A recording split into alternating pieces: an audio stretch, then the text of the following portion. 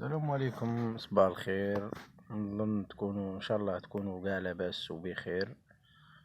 واليوم جبنا لكم خبر على الفيديو اللي داروا هذاك اللاعب الكاميروني السابق، يوضح فيه بزاف امور على رئيس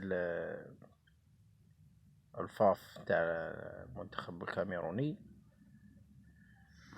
ويوضح فيه باللي راه متورط فيه عدة مشاكل تاع المنتخب الكاميروني، منها استبعاد لاعبين مهمين وجلب لاعبين آخرين إلى آخره. احنا ما يهمناش هذا، احنا يهمنا على الهضرة اللي قالها على المنتخب الوطني الجزائري. قال لك بلي يا ودي النتيجة تاع المباراة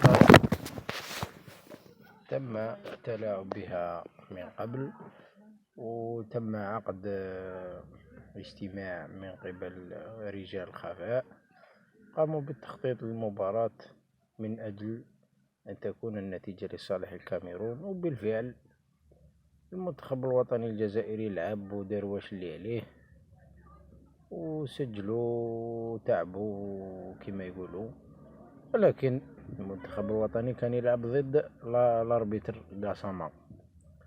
ومن بعد في التالي مدلهم الكوفرون هذيك اللي شتوها كاع، هيا وسجلوا لنا البيت هذاك اللي قريب حبس قلوب الجزائريين. ما شاء الله الفيديو هذا اللي قالوا هذا اللاعب السابق للمنتخب الكاميرون ان شاء الله يوصل للفيفا وتدرسوا وتاخذوا بعين الاعتبار، ولا لا يعيطوا للاعب هذا ويستفسروا منه ويشوفوا منه اسكو الهضره تاعو صحيحه، عنده ادله اخرى الى اخره.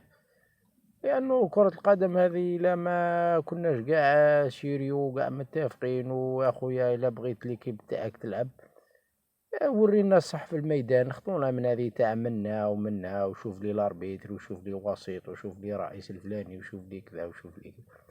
اخويا بغيت تلعب بالو ورينا شطارتك في الميدان، ربحت بصحتك، درت النيل ما عليهاش، وخسرت، فاني هذه هي كرة القدم.